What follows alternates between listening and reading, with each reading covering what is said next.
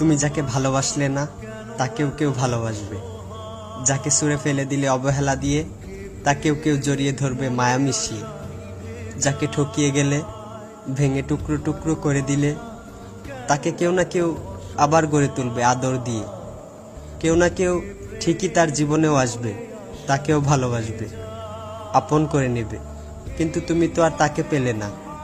মানুষ তাকে হারাতে চায় যে তাকে ঠকাতে চায়। তুমি তো ওই মানুষটা হারালে যে তোমাকে মন প্রাণ উজাড় করে ভালোবেসেছিল।